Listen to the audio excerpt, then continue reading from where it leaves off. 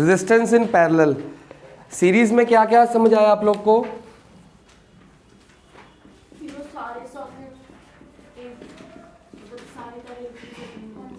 तो एक ही theory learn कर लियो, उसी के पीछे पड़ गई है। मैं तो न्यूमेरिकल की बात कर रहा हूँ कि सारे एक ही साथ लगेंगे, लाइन वाइज लगेंगे, और टोटल रेजिस्टेंस जो थी वो कैसे निकालते थे? सबके आर को ऐड करके। तो जो टोटल रेजिस्टेंस निकलेगी वो सारी रेजिस्टेंस से ज़्यादा होगी कि कम होगी? टोटल रेजिस्टेंस ज़्यादा होगी ना, सबको ऐड करके जब निकल रही है तो सबसे क्या होगी? ज़्यादा होगी। लेकिन पैरेलल में टोटल रेजिस्टेंस बाकी रेजिस्टेंस से कम होती है पैरेलल में।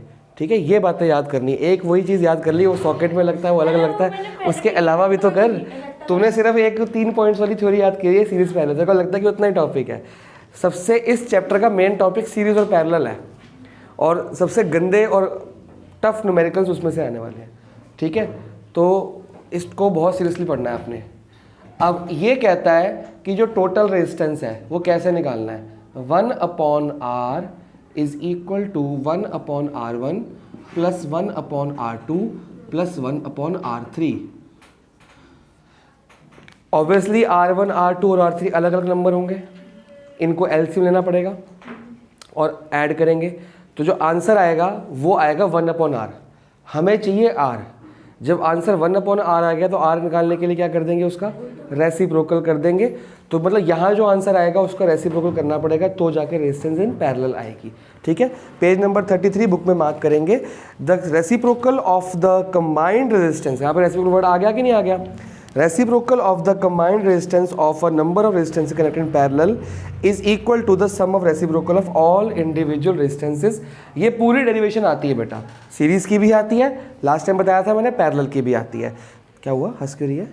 तो सीरीज की भी आएगी, पैरेलल पूरी आपको डिराइव करके दिखानी पड़ेगी। अब ये पक्का क्वेश्चन है, मतलब मैं भी टेस्ट में दूंगा और एग्जाम में भी आएगा, प्री बोर्ड में भी आएगा। इसको पूरा दोनों को रट लेना। लास्ट टाइम जो मार्क कराई थी, आज जो मार्क करा रहा हूँ, दोनों में से एक कोई ना कोई आ जाएगी। तो इधर आके बैठ, आगे मेरे को फिर दिखता नहीं वहाँ जाके, मेरा माइक लगा हुआ। आगे, व्हेन अ नंबर, नीचे black line, when a number of resistances are connected in parallel then their combined resistance less than the smallest individual resistance. कि जब ऐसों को पैरेलल में लगाते हैं तो टोटल रेजिस्टेंस तो ये आएगी R, ये सबसे इनसे कम होती है। इसमें से कोई सबसे छोटी भी होगी, स्मॉलेस्ट वाली, उससे भी कम होगी। मतलब जब हमको रेजिस्टेंस बढ़ानी है, हम चाहते हैं कि रेजिस्टेंस ज़्यादा हो और करंट क्या हो? कम, तो हम सीरीज में लगाएंगे। जब हम चाहते हैं कि रेजिस्टेंस ज़्यादा हो तो करंट क्या होगा? तो हम सीरीज में लगाएंगे। रेजिस्टेंस बढ़ती है ना उसमें। जब हम चाहते हैं कि करंट ज़्यादा हो तो रेजिस्टेंस क्या होगी? कम, तो हम पैरेलल में। मतलब रेजिस्टेंस कम करने का तरीका है कि पैरेलल में लगाते रहो तो करंट तेज़ आएगा, और रेजिस्टेंस बढ़ाने का तरीका कि करंट स्लो, ऐसे जैसे चार्जर में होता है, चार्जर में करंट बहुत कम चाहिए, पीछे से करंट तेज़ आ रहा है, तो रेजिस्टेंस कैसे लगा देंगे? सीरीज़ में। तो सीरीज़ में रेजिस्टेंस लगा देंगे तो रेजिस्टेंस बढ़ जाएगी तो करंट स्लो हो जाएगा। समझ गए हो? पैरेलल में लगाएंगे तो करंट तेज़ है, रेजिस्टेंस कम है। सीरीज़ में लगाएंगे, रेजिस्टेंस तेज़ है, करंट कम है। ठीक है, आगे नीचे फर्स्ट और second point, when a number of resistance are connected in parallel then the potential difference across each resistance is same. पिछले केस में क्या चेंज हुआ था? V1 V2 था, I सेम था। अब यहां पे वो कह रहा है कि पोटेंशियल डिफरेंस क्या होगा, बट I क्या होगा? चेंज। पिछले में V चेंज था, अब I चेंज होगा। मतलब इसका I कितना हो गया? I1, उसका I कितना हो गया? I2, I3। मोटी मोटी बात ये है। अब कंफ्यूजन स्टार्ट होगी। उसमें V1 है बेटा, R1 का I1, R2 का I2, R3 का I3, टोटल R का टोटल I। V सब जगह सेम रहता है। उसमें भी R1 का क्या था? V1 था, I1 तो नहीं था। I था ना, R1 का I, R2 का भी I। हाँ, तो यहाँ पे R1 का V सेम है, दोनों उल्टा हो गया। उसमें I सेम था सबका, पर V1 V2 V3 चेंज हो रहा था। यहाँ पे R1 R2 का I चेंज हो गया अब, और V क्या रहेगा? सेम। Confusion start. ठीक है, इसको याद करो, और जब तक आप न्यूमेरिकल्स नहीं करोगे उसके बगैर ठीक नहीं होती चीज़ें। ठीक है, और second point, when a number of resistance connected in parallel are joined to two terminals of battery, different amount of current flow the resistance. Different amount current मतलब I1 I2 I3। अब आपका जो पीछे का लास्ट पेज है वो निकालो फॉर्मूले के लिए, बताओ। कंप्लीट एंगल है कि स्ट्रेट एंगल? हाँ तो क्या है कंप्लीट एंगल है, स्ट्रेट एंगल है, ये उधर मैम ने नहीं कराया कराया। तो फिर? मैम ने ये दी है, मेरे को तो ये लग रहा है स्ट्रेट एंगल है।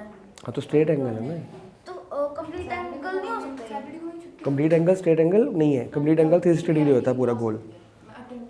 नहीं, हमें एंगल्स तेनू सब पता है तो बस मैंने दिखा रहा है कि मैंने कितना आंदा है। क्या करूं बता, डाउट क्या है? कि कंप्लीट क्या है कि स्ट्रेट? स्ट्रेट एंगल है ये, स्ट्रेट एंगल ऐसा होता है, स्ट्रेट लाइन पे स्ट्रेट एंगल बनता है। और कंप्लीट एंगल कुछ और होता है, यहाँ पे नहीं है। दिखाता हूँ। जब तेरे को पता है कहाँ है तो फिर वहाँ पे, हाँ तो फिर तेरे को पता है ना, फिर मेरे से क्यों पूछ रहा है? फिर इधर ये भी है।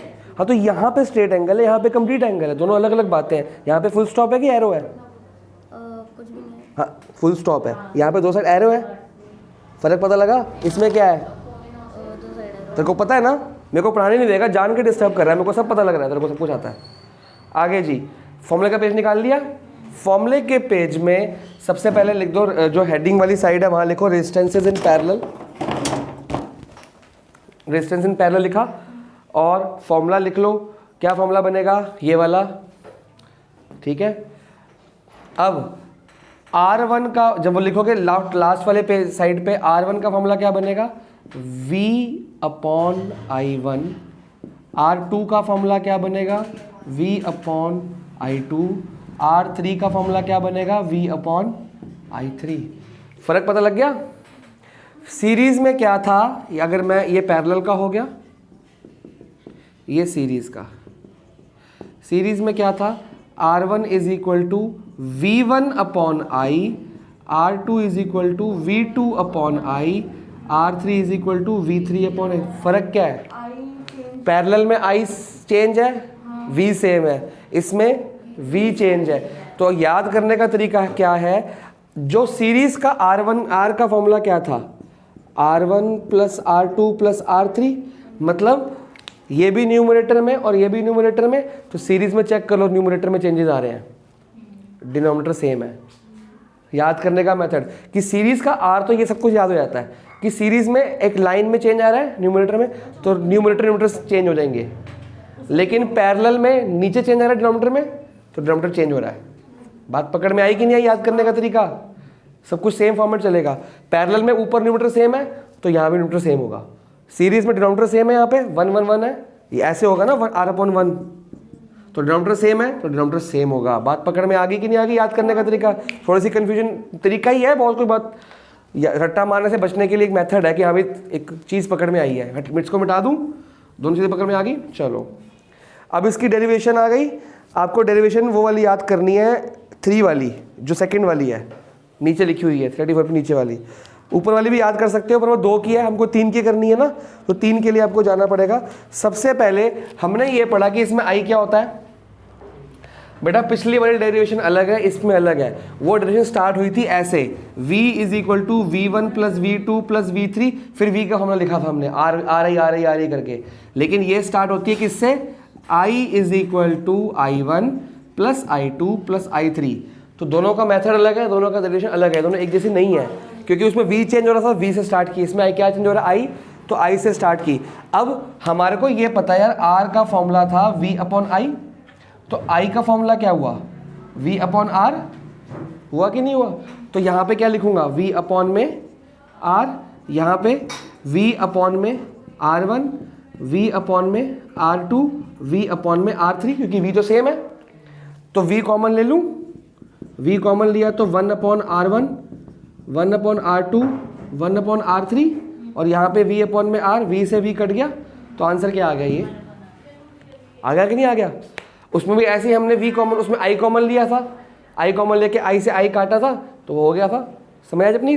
तो दोनों के आपके मेथड अलग है, और कोई बच्चा मेरे टेस्ट में कंफ्यूज नहीं हो जाएगा। सीरीज में पैरेलल लिख के आ जाओ, पैरेलल में कुछ भी लिख के आ जाओ, लिख के प्रैक्टिस करनी दीजिए, खासकर तू और तुम बहुत कंफ्यूज रहते हो, पता नहीं क्यों। समझ रहे हो? क्योंकि तुम करते हो ओरल, हाँ ये ऐसे ऐसे ऐसे, एग्जाम में आते भूल जाते हो। ये रिटर्न प्रैक्टिस करनी है। क्लियर हुआ? ये चैप्टर सेकंड बार पढ़ाया जा रहा है, थर्ड बार नहीं पढ़ाऊंगा मैं, इसके बाद यूलेक्स से प्रैक्टिस करा दूंगा, और यूलेक्स से प्रैक्टिस करने में मैं डेरिवेशन नहीं कराऊंगा आपको, मैं न्यूमेरिकल्स कराऊंगा आपको। तो डेरिवेशन आएगी, 100% आएगी। ऐसे मोनो हाइब्रिड डायहाइब्रिड पक्का है ना, ये भी पक्की है। वो कौन सी सीरीज़ की आती है कि पैरेलल की मेरे को नहीं पता, यूलेक चेक करना, बहुत बार आ चुकी है, 5 6 बार आ चुकी है बोर्ड्स में, पक्की आनी है। तो अगर जब मैंने बोल दिया पक्की है तो रट के जाओगे कि नहीं जाओगे?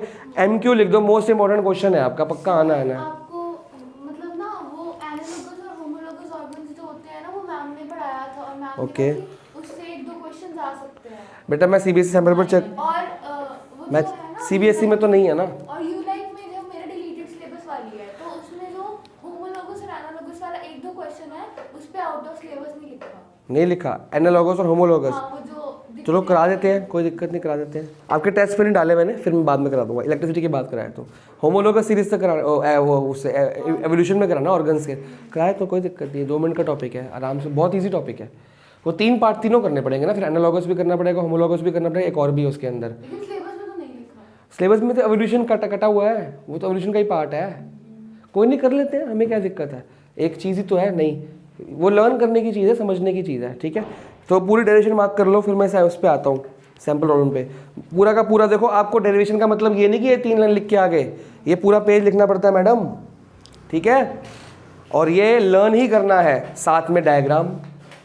उसका डायग्राम हमने कैसे बनाया था, ये एक सीरीज, दूसरी, तीसरी, यहाँ पे आपको ऐसे नहीं बनाना, ये एक रेजिस्टेंस, ये दूसरी रेजिस्टेंस, ये तीसरी रेजिस्टेंस, क्योंकि इसका मतलब पैरेलल हुआ। पैरेलल का मतलब सबको पता है कि नहीं पता?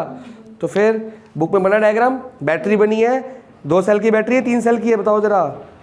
डॉट डॉट डॉट डाला है, मतलब कि 3-4 सेल होंगे, पता नहीं हमको पता ही नहीं कितने हैं, पर हमको उससे मतलब नहीं है, ठीक है।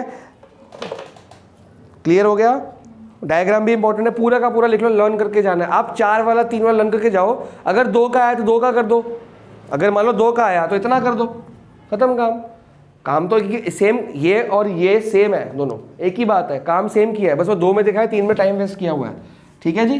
आगे बढ़े, सैंपल प्रॉब्लम नंबर 1।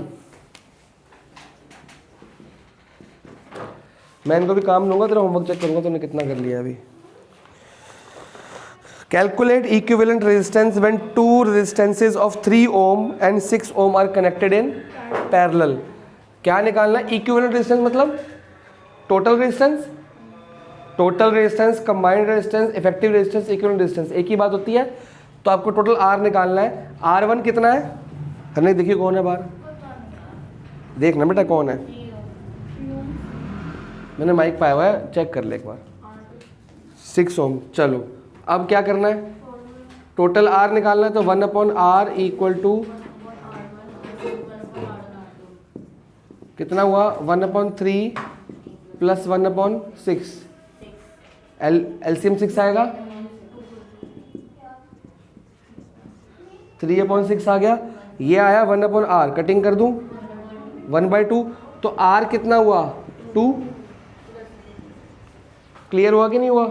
इसको नोट करिए, अगला एग्जाम्पल खुद करिए।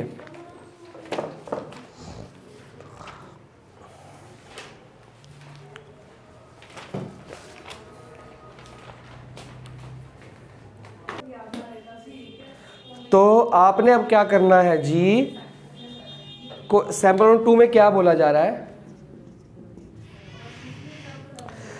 आपको एक फिगर दी हुई है, ऐसी फिगर या तो बनाने को आएगी या बनी हुई आएगी।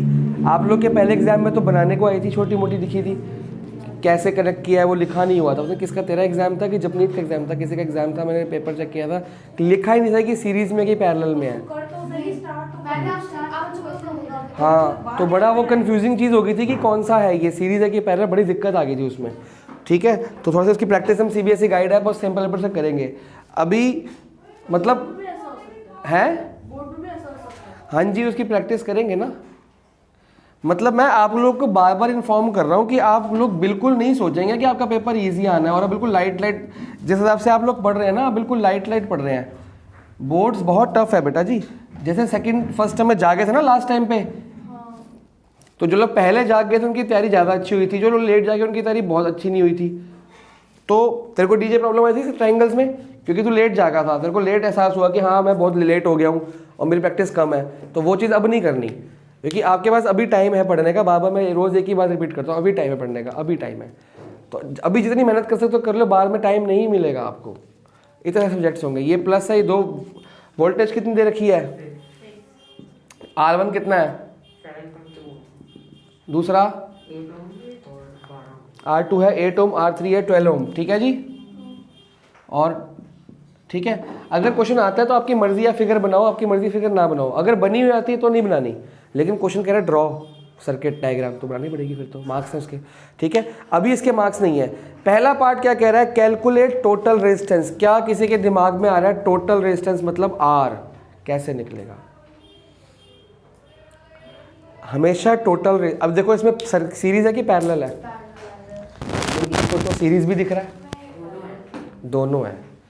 ये कैसा है, हमेशा पैरेलल वोल्टमीटर के पैरेलल होता है, बताया था। वोल्टमीटर कैसे लगता है पैरेलल में, तो अब इसे वोल्टमीटर लगाया नहीं, लेकिन वोल्टेज यहाँ पे लिखिए, वोल्टमीटर यहाँ लगेगा और एमीटर यहाँ लगता है सीरीज में, ठीक है।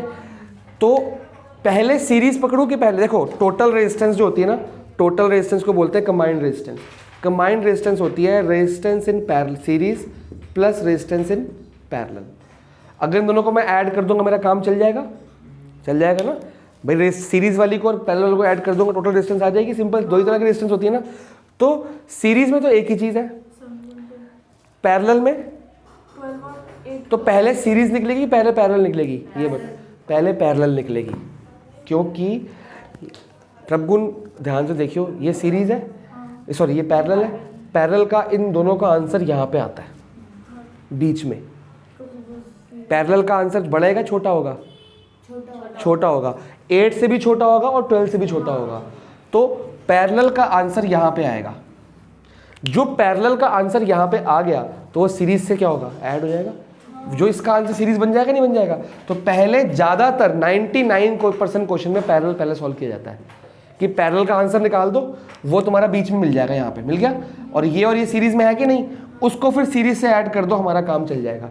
तो सबसे पहले मैं निकालने लगा हूँ रेजिस्टेंस इन पैरेलल। क्वेश्चन ऐसा स्टार्ट नहीं होता, आपको लिखना पड़ता है R1 R2 R3 गिवन पूरा, V कितना है 6 वोल्ट, सब कुछ लिखेंगे उसके बाद बढ़ेंगे। V की जगह लिखेंगे वोल्टेज या potential difference comma V denotation is equal to 6V। समझ गए। तो अब सबसे बड़ी प्रॉब्लम है आपको, पहला पार्ट है टोटल रेजिस्टेंस ऑफ सर्किट। तो पहले RP निकलेगा, समझ आ गया RP क्यों निकलेगा पहले, क्योंकि अगर सीरीज निकालना है तो सीरीज में क्या ऐड करोगे, इसमें कुछ तो ऐड करना पड़ेगा। क्या मैं सीरीज में ये ऐड कर सकता हूँ, क्या मैं सीरीज में, सीरीज है ही नहीं है, तो सीरीज में सीरीज ही ऐड कर सकते हो बस, और पैरेलल में पैरेलल ही कर सकते हो, कभी मिक्स नहीं कर सकते। तो पैरेलल का आंसर सीरीज में आ जाएगा, मतलब सीरीज ये लाइन होती है, पैरेलल का आंसर लाइन पे आ जाएगा तो वो सीरीज बन जाएगा फिर से। तो RP को निकालने का फॉर्मूला क्या है, 1/RP। RP नहीं है ना, 1/RP है ना, तो 1/R1 प्लस 1/, फटाफट से निकाल के दिखाओ आप लोग। कोई बोर्ड पर ही देखेगा, अपना अपना काम करो।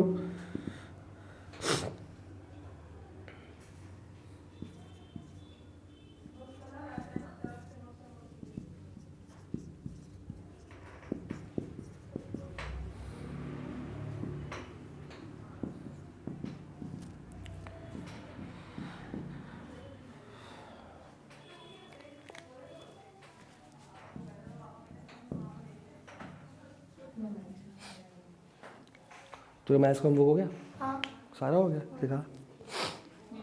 बस एक चीज़ की है। और होमवर्क रहता है ना, मतलब अभी नहीं, मतलब एक चीज़ शॉर्ट वाली ही है। लॉन्ग कट मार के करूँगा। देखो यार, मैम ने जब सिखाया ना एज वी नो कॉम्प्लीमेंट्री, वही वाला, वो मैंने सामने कर एक दिया। क्वेश्चन करके दिखा दो बस, एक क्वेश्चन लॉन्ग हाँ, 2 बार मैंने लिख के किया, दिखा, एक बार लिख के किया, दिखा। वो सारे शॉर्टकट में करते हैं। चेक करो सबके RP सेम आ रही है कि नहीं आ रही, फिर आगे बढ़ते हैं। चेक करना पड़ेगा, चलिए। चलो आगे।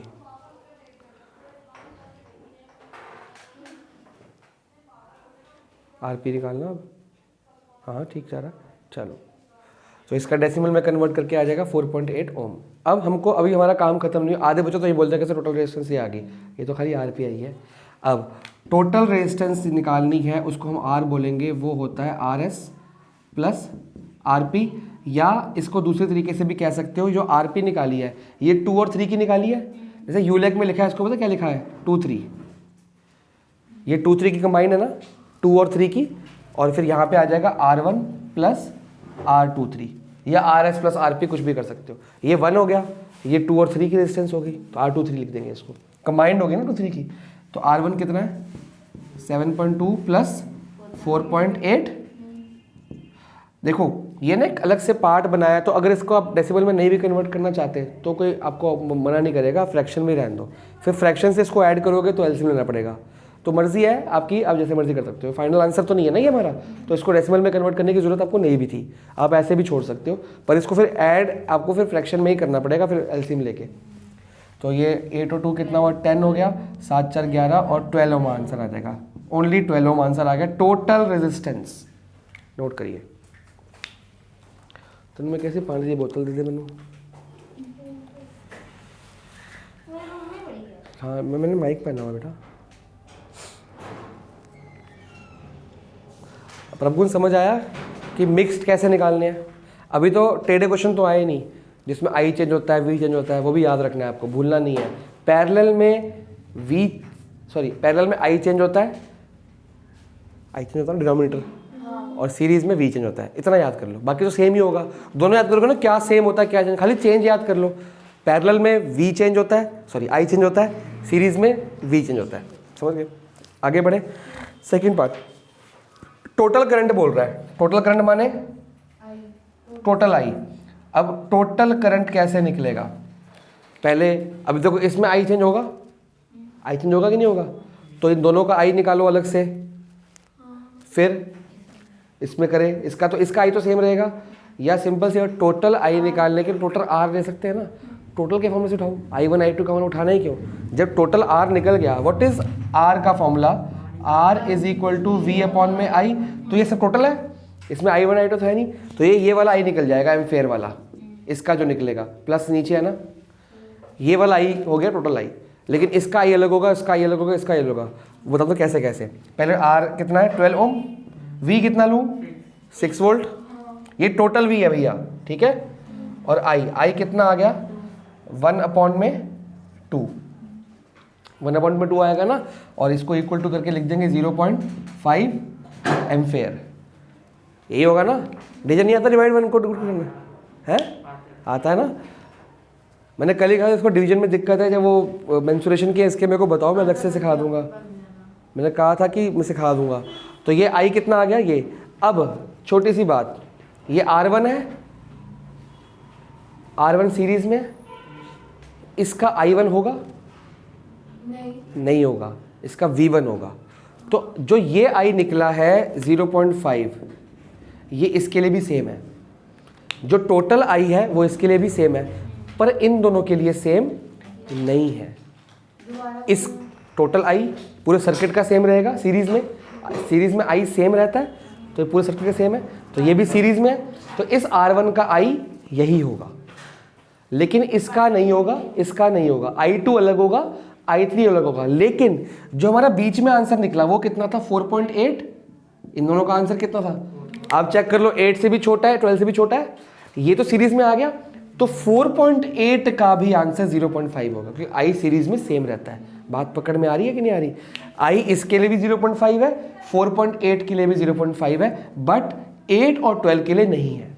अब V की बात करें, V सीरीज में सेम होता है अलग होता है? अलग होता है, तो R1 के लिए ये टोटल V नहीं है, इसका V1 अलग होगा। V चेंज होता है ना, बट पैरेलल में V सेम रहता है, तो टोटल V जो 6 है वो दोनों के लिए सेम है। I जो टोटल है वो इसके लिए सही है, इनके लिए गलत है। V जो टोटल ये वाला है इसके लिए गलत है, पर इनके लिए सेम है। अगर आपसे पूछा जाएगा कि हाँ भाई 8 ओम की वोल्टेज बताओ, चुपचाप से लिख दो यही है, कुछ निकालने की जरूरत नहीं पड़ेगी आपको, क्योंकि V हर जगह क्या रहता है, क्या है, तो जान के पंगे हाँ कर ले, आजा बीच में आजा। मम्मा कह रही है कि उधर आज 2 मिनट। हाँ, टोटल V जो होता है वो पैरेलल में चेंज होता है कि नहीं होता? नहीं होता, सेम रहता है। तो टोटल V जो सर्किट का है वही 8 का भी, अगर पूछा जाएगा what is the potential difference across R2, तो वही होगा 6 वोल्ट, इसका भी 6 वोल्ट, लेकिन इसका V1 निकालना पड़ेगा क्योंकि ये सीरीज है। लेकिन I इसके लिए जो टोटल I है यहाँ का सर्किट का, वही इसके लिए भी I है, वही 4.8 के लिए भी I है, तो I1 I2 निकालना पड़ेगा। क्लियर हो? ऐसे क्वेश्चन पूछे जाएंगे। तो हम क्या करते हैं, सर 8 ओम का निकाला है, 8 ओम तो R2 है, R2 से करके फटाफट से V2 निकाल देते हैं, जबकि पैरेलल में V2 होता ही नहीं कुछ भी। तो वो जो टोटल होता है वही उसका आंसर। ये कंफ्यूज करता है बोर्ड हमेशा। बात पकड़ में आई? हाँ जी, हाँ जी, हाँ जी। ये भी न्यूमेरिकल करने हैं, और जो होमवर्क करके नहीं आएगा मैं एक ही बार डाउट लूंगा, बार बार ये नहीं कि वो अलग कर रहा है वो अलग कर रहा है, मैं अलग अलग डाउट लेता रहूँगा। हाँ, वो बाद में करोगे तो क्लास के पहले या क्लास के बाद डाउट लिए जाएंगे। कोशिश करो साथ में करो। लास्ट में पोटेंशियल अब आ गया, देखो पोटेंशियल डिफरेंस अक्रॉस R1। सिर्फ R1 का मेरे को क्या निकालना है, पोटेंशियल डिफरेंस। तो ऐसे क्वेश्चन में सबसे पहले सोचो, जो R1 है वो सीरीज में कि पैरेलल में? सीरीज में। सीरीज का क्या निकालना है हमने, V। सीरीज में V1 V2 होता है कि नहीं होता? होता है ना V1 V2। तो R1 का मेरे को V चाहिए, तो मतलब V1 चाहिए। हाँ रुक जाओ, मैं माइक पढ़ना है। तो R1 equal to V1 upon में I, क्योंकि R1 सीरीज में है ना, तो ये सीरीज में V1 होता है, V2 होता है, I नहीं होता। तो R1 का जब V निकालना तो V ये नहीं होगा, इस दोनों के V सेम रहेंगे। अगर R2 का पूछता तो 6 वोल्ट, R3 का तो 6 वोल्ट डायरेक्टली, क्योंकि V सेम रहता है। बट इसका क्या हुआ, V1 निकालना पड़ेगा। R1 की वैल्यू कितनी आई, 7.2 ओम। V1 हमको निकालना है, I कितना होगा, जो टोटल I था वही लेना पड़ेगा, क्योंकि वो टोटल I है ना, I1 थोड़ी है। इसको निकालो, मैं 2 मिनट में आ रहा हूँ।